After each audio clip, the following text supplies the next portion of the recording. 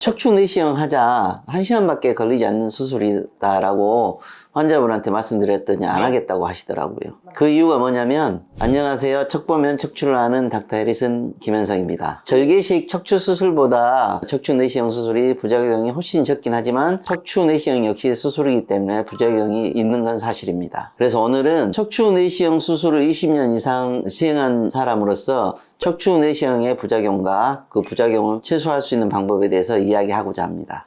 원장님, 척추 내시경에도 부작용이 있나요? 척추 내시경도 당연히 부작용이 있죠. 환자분들이 이야기하시는 게 부작용이 없을 거라고 생각하시는 분들이 많아요. 예를 들어서 감기 있으면 감기 약도 먹지만 주사도 맞죠. 약도 먹고 어디 가서 물리치료 받고, 그럼 그게 부작용이 없을 거라고 생각하세요? 모든 이벤트들은 부작용이 있을 수 있어요. 단지 그게 얼마만큼 적고 얼마만큼 최소화할 수 있고 얼마만큼 데미지를 적게 주느냐, 그것 때문에 척추 내시경 하는 거예요. 척추 내시경 수술이 부작용이 없다, 거짓말이에요. 그 전에 수술보다 부작용들을 최소화시킬 수 있고 그 전에 가졌던 부작용들을 피해갈 수 있는 많은 루트들이 있고, 부작용이 생겨도 그걸 해결할 수 있는 방법들이 많이 찾아놨어요.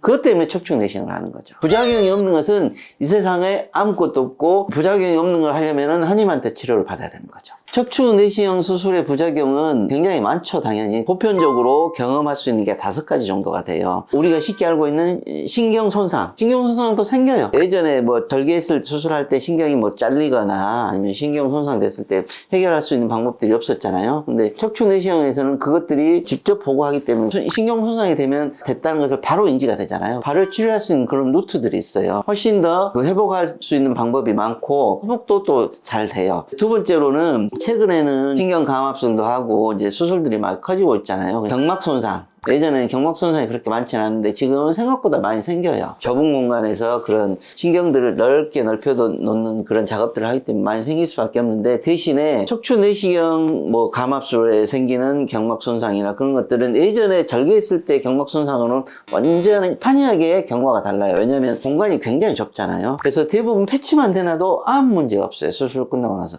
환자분들은 경막손상이 됐는지도 몰라요. 절개형 수술했을 때는 뒤에 공간이 크기 때문에 경막손상이 되고 아무리 잘 꾸며놔도 무조건 새거든요. 거의 대부분은 새거든요. 그래서 환자분한테 일주일 동안 누워 계세요. 지금은 그런 게 없어요. 경막 손상이 되면 패치 딱 되고 가서 환자분 한번 보고 그 다음날 잘 걸어 다니세요. 다 말씀드려요. 그게 척추 내시경의 장점이죠. 근데 세 번째, 염증도 생길 수 있어요. 수술이기 때문에. 근데 척추 내시경의 가장 큰 장점 중에 하나가 염증을 절개형 수술에 비해서 현저히 줄일 수 있다는 거예요. 그 전에도 말씀드렸는데 내가 수련했을 때만 해도 3% 공식적으로 이야기했던 거예요. 근데 지금은 그렇게까지 가진 않아요. 많이 줄었는데 척추 내시경은 그나마도 0몇 %에서 뭐 생길랑 말랑, 뭐 어떤 사람들은 나 지금까지 한 번도 생긴 적 없는데 그렇게 이야기하는 사람도 많거든요. 내시경 수술했던 사람들 중에. 물론 저는 생겼어요.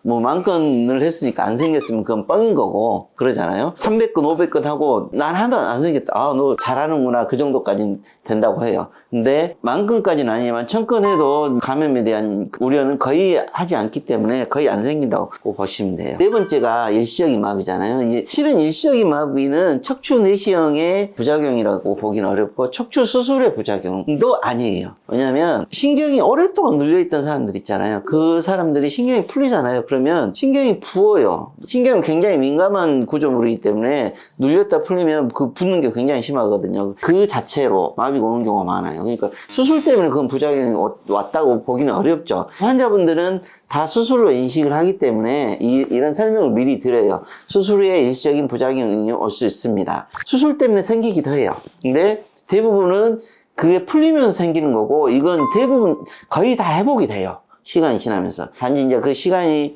짧게 걸리는 분도 있고 길게 걸리는 분도 있는데 회복이 되는 거기 때문에 수술 받으신 분이 신경 손상은 없습니다. 단지 마비가 있으면 신경 손상이 없으니까 돌아올 거예요 라고 이야기를 하시면 거의 대부분 다 돌아온다고 생각하시면 돼요.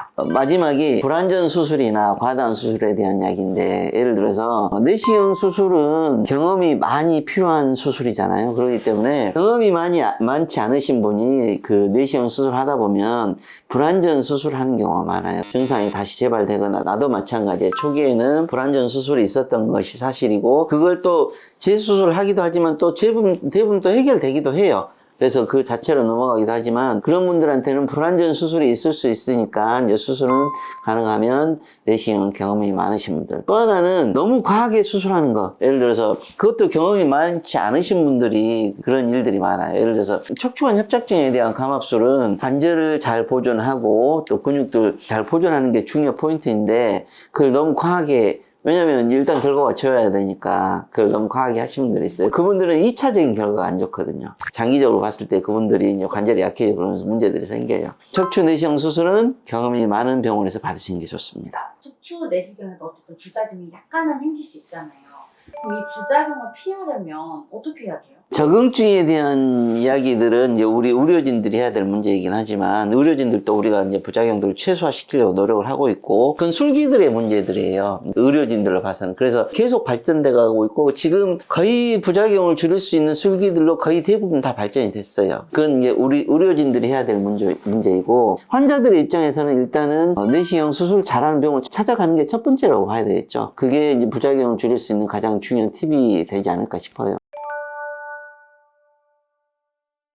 실은 내시경 수술 잘하는지를 아는 가장 잘하는 방법은 의사들한테 물어보는 게 제일 좋죠. 나한테 오는 환자들의 3분의 1은 의사분들이 소개를 해서 오시는 분들이에요. 근데 그분들은 본인들의 가족들이거나 아니면 본인들의 친구들이기 때문에 좀 잘한 데서 받아야 되니까 소개해서 오시는 분들이 많아요. 근데 주변에 의료진들이 많으면 물어보는 게 제일 좋은 거고, 그렇지 않으면 진짜 경험이 많은 지를 웹사이트에 들어가서 뭐 확인할 수도 있겠지만 실제 그 내시경 수술을 얼마만큼 많은 활동을 했는지는 쉽게 찾아볼 수 있잖아요. 뭐 얼마만큼 논문 썼는지, 뭐 학교 활동을 얼마 했는지 그걸 보면 아, 저 사람은 척추 내시경을 굉장히 오랫동안 했는지를 금방 알 수가 있어요.